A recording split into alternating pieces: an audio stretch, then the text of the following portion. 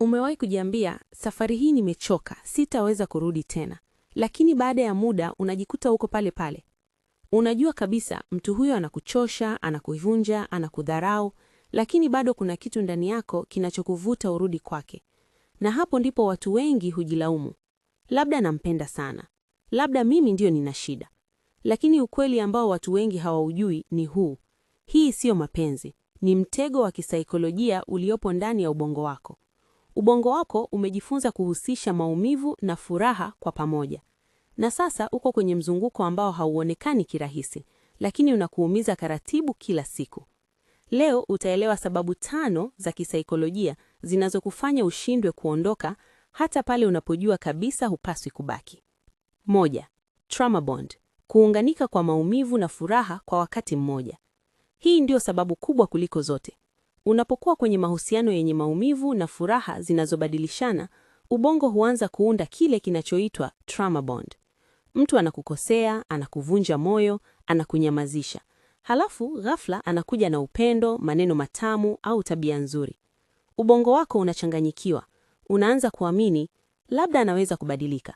Na kila anapokupa kipande kidogo cha furaha, kinahisi kikubwa sana kwa sababu umetoka kwenye maumivu. Huu ni mtego, na ndio maana unashindwa kuondoka. 2. Dopamine addiction. Unakuwa mraibu wa hisia, sio wa mtu.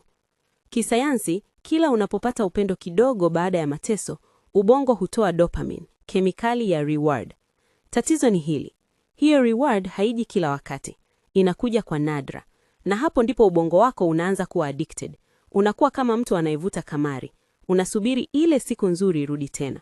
Hivyo, hata kama kuna maumivu mengi, akili yako inasema, subiri tu, huenda kesho ikawa nzuri.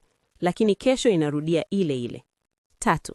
Fear of loneliness. Hofu ya kuwa peke yako inakuwa kubwa kuliko maumivu yenyewe. Watu wengi hubaki kwenye maumivu si kwa sababu wanapenda, bali kwa sababu wanaogopa kuwa peke yao. Kisaikolojia, ubongo hupendelea maumivu unayoyazoea kuliko kutokujua kinachokuja. Unaanza kufikiria, nikiondoka nitabaki na nani? Itakuwaje bila yeye? Labda sitapata mtu mwingine. Na hofu hii inakuwa kubwa kiasi kwamba unachagua kubaki kwenye maumivu unayoyajua kuliko kuingia kwenye uhuru usiojulikana. Sunk cost fallacy. Unashindwa kuondoka kwa sababu tayari umewekeza sana. Hii ni kanuni ya kisaikolojia inayosema kadri unavyowekeza muda, hisia na nguvu, ndivyo inavyokuwa vigumu kuacha. Unaanza kusema, nimeshajitoa sana, tumepitia mengi, siwezi kuacha hivi hivi. Lakini ukweli mchungu ni huu. Ulichowekeza jana hakiwezi kuhalalisha maumivu ya kesho, lakini ubongo wako haupendi kupoteza kile ulichowekeza. Hivyo unakufanya ubaki hata kama unaumia. 5. Identity attachment. Unaanza kujiona kupitia huyo mtu. Baada ya muda, mahusiano yanakuwa sehemu ya utambulisho wako. Huwezi tena kujiona bila yeye. Maisha yako yanazunguka yeye. Furaha yako inategemea yeye. Na hapo ndipo hatari inapoanza, kwa sababu sasa huogopi kumwacha tu, unaogopa kumpoteza wewe mwenyewe. Unajiuliza, nitakuwa nani bila yeye? Na kwa sababu huna jibu, unaamua kubaki. Ukweli ni huu. Huna tatizo la kupenda sana. Huna udhaifu wa moyo.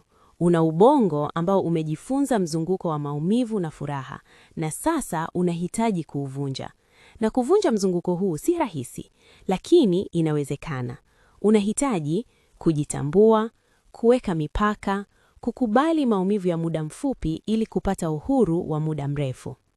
Kumbuka hili. Mapenzi ya kweli hayakufanyi ujisikie mdogo, mchovu au mwenye mashaka kila siku.